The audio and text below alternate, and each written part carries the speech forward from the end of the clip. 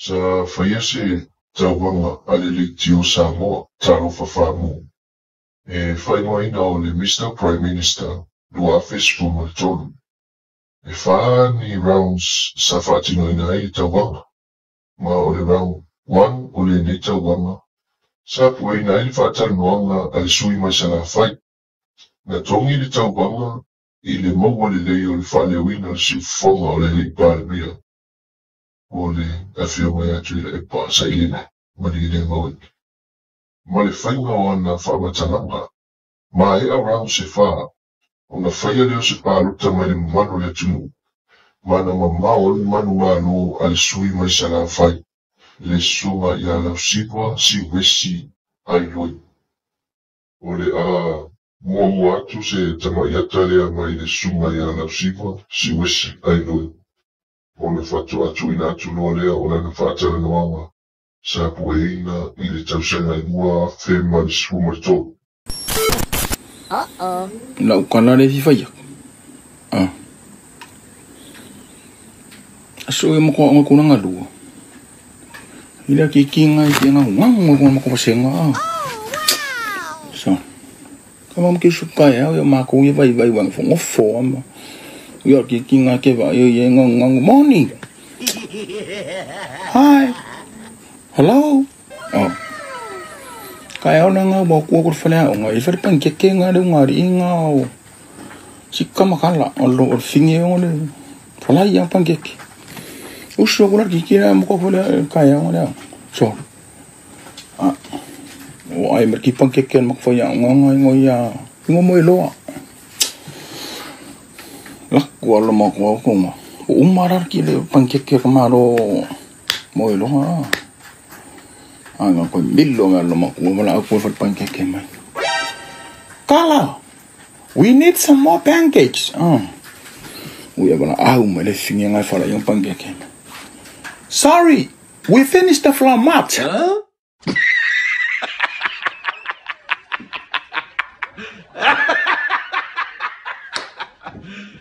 You serious?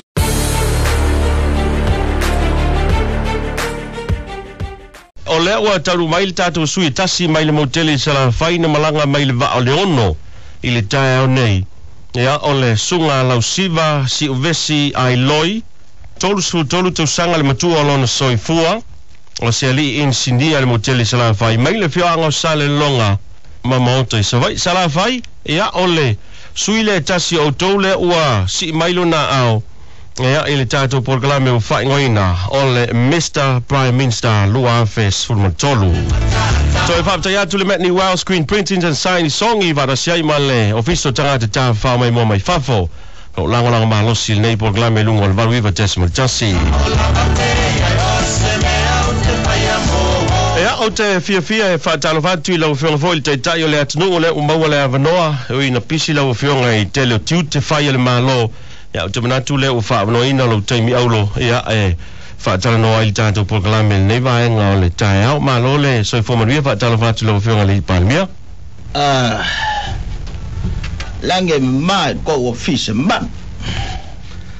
Ia, te manatu le ase i tā olo i whaafisili ua tā pina ina whaafewhele ma tā upu le whaatatau i tā vale o fisisili on tā ngaruenga le maa lo. Lau whionga wha mata wale taungu tā tele tā vale i uwha ngā ina o fisili wharasea i male tele o isi te uteu i o wha apipi i ai. Ia o le wholinga mai o le tutongi i tupe i o la whonga po o le au taxpayers. O le makaupu lea kau kaman. Le lava mas pau se so mo i peke. O le foi la waka pa mai fisininge. Le foi la fa ko ang makur ka sange o te. Ale fo ko fa fo.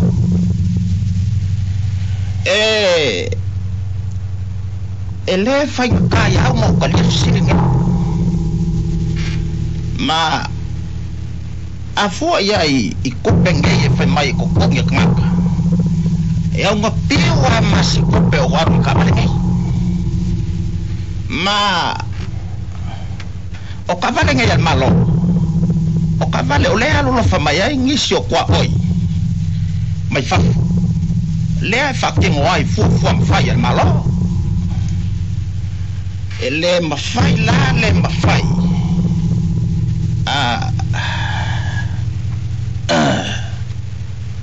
Onga o whaiaku. O le e whale kongu ka vale al malo. O taule. Alo, malo whaftai lo whengal tai le tunu. Ale si pe mai tau ina foi le tunu. Ai si ama fuai ona tau napa fua ma apa fua lau fionga. E ala iau sauna ngai mta upu le loto i whale o le malo fiti. Ai le tatia pea pani marama ia malona tunu o fiti. O fiki. E la vo Samoa. Ora foi soi fua ka kai fiki. Ao pangi malapa. Le foi whakua o māku le māko whongo aruai.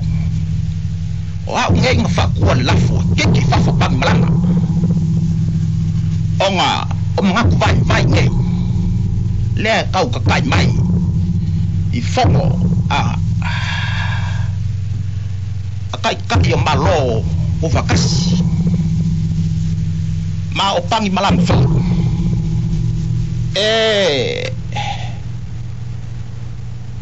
O kakange o pangi malama mau nga mangaku e vai silinga koya onga e vala la Samoa wai o Samoa fa vai le kua la ya malama ola o karia kule ya pangi malama. Lau whionga o mai tauina le tōtelo i la tau foi ia e le o amana i el tau longolongo le ofiso turisi. E ala i le whapaepae le o la pisi no whanga whaitele. Pe le o lo ono iai se tu la fono foi le fausia ono whaasala i la tau nei. Se i tau tu i titi ai le whainga. Le asa whininga lo lau whionga le te tau le atinu i le vaenga po le mtau. O le makau pule au kau whala pisi. O la iai kula whau. E ape iai kangaka ngei e whapaepae le lapisi. I ko whuanga whaikele.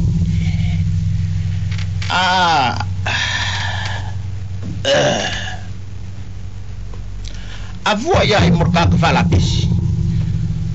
O kaka fo e vai. E whai ngā kākele leo ngā whamalamalama le kangaka e vai. O la kungu o Samoa. O la e malamalama. Ai lefia malama o malanga whakakia poklami whaia malo leo o iai i ko kongo afio o whakiko whakarapisi lea iara masasi mea kwa whaia la ia o iai o whakingo ingar ngai makao e se si aufsiri. Le ai ia te manatu a whapau mai i o nei manatu wholo pisi lau whionga inisi o tuatoni al malo a ia whaptai tele mo le avanoa manu ia telefo whango tol nei aso. Ia, so fuea. Sorry, we finished the flamat. Huh?